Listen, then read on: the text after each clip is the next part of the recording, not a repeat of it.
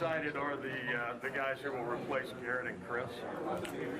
I played a little. Yeah, I mean, they've played and done well, and I'm sure they're very excited. I mean, Coach Hartline, if he were sitting here, would have told you last 5 or 6 weeks, Marvin Harrison's probably has practiced as well as any receiver we've had, and he's now. It's one thing doing practice, and they'll take the driving range to the golf course. Now, okay, they'll take it to the Rose Bowl, take it against a quality defensive football team. But he has been off the chart in practice in his detailness. He's very, very mature.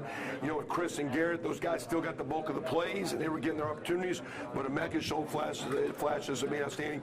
Julian's gotten in there. He's healthy and doing well.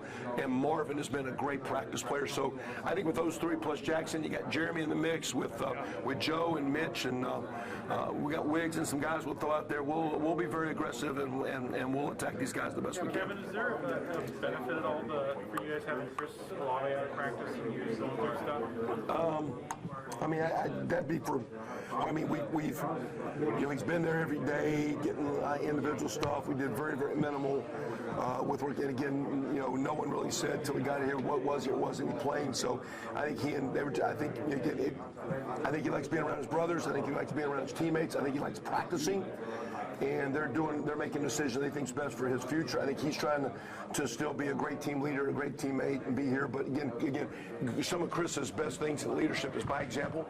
Instead of he's a verbal guy, but he's not overly outgoing on the verbal page deal. So I think him being out there just doing some light things in practice and making some bulletin points to receivers is one of his best ways of leading and how he's trying to lead and finish up off his role as one of our team leaders. I'm sure that you would love to have Chris and Garrett out there, but could it be helpful and beneficial for those receivers and for CJ to play in this kind of setting with those young guys, start to develop that chemistry for next year? How helpful could that be? Well, to me though, in our sport, you pop the pads, you got to reestablish the chemistry and the timing and all those things. But from a confidence standpoint, in an arena, it's one thing to do it in practice. Like I say, Marvin has practiced as well as any receiver we've had for about 2 months now. It's been ridiculous how well he's practiced. Well, now take that to the game field. Have an opportunity in critical moments to take it to the game field, critical third downs, critical score zone situations, normal down one-on-one plays.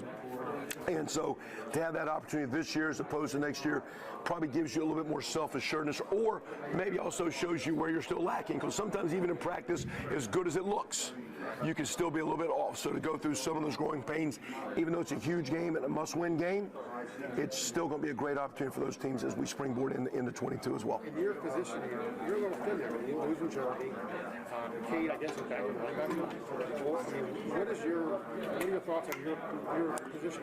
Well, I like, first of all, one of the reasons is we do like the way Joe Royer and what G has shown and the potential moving forward. We like the young guys we've signed.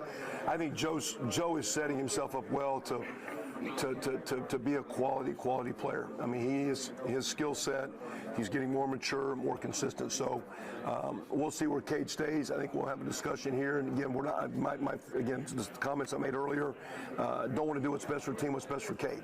Where's his best opportunity, not to help our team, but help him, because I know he wants to be an NFL type player. Is that coming back to being a tight end?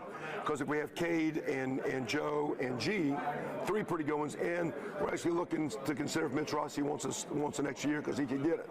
And then you got Sam Hart and Bennett Christian coming in. That's not too bad. That's a pretty good group. If Cade's out, Mitch don't come back, we're a little thin, then we'll have to figure some things out. But that's college ball. It's a revolving door right now. I've seen a quarterback room look like one thing, and then the next semester it's completely different bodies. It was still good bodies. Yeah, is the transfer portal still an option? I assume it is. Yeah, the only issue in spring is you're getting close on time, semester starting, that it might have to be at late. And then that's where Coach Day's always done a great job of not getting guys just to put on the roster, but is there a niche, is there a need, and does this guy fit? And if you look at the guys we brought in, whether it be Jonah Jackson or Ruggs this year, and the guys we brought in have hit for the most part really, really high. So if we do something, it'll be because there's a need and we think there's a guy that's going to come in and pop for us. Kevin, there were a bunch of head coaching jobs open this offseason. Is that something that you pursued at all? You guys, I appreciate the Akron deal. I had a bunch of my old teammates and friends. I never had a conversation with anyone, no disrespect to that, but I appreciate whoever threw that out there. It was kind of, at least I had a bunch of former players and colleagues hit me up. who was it? One of you guys hit me that day about good luck on Akron, and then like 30 minutes later, one of my old coaches hit me up, and I go, "What's up with Akron?" He goes, "Well, it says you're." I go, "Sweater." I'm getting old enough that maybe the opportunity's not there. I'd love to have that opportunity, but I do love every day working with Ryan at Ohio State, what we do, and the opportunities here. And so, by no means am I at a point where, I'm just dying to do something. I think if it's meant to be, it's meant to be.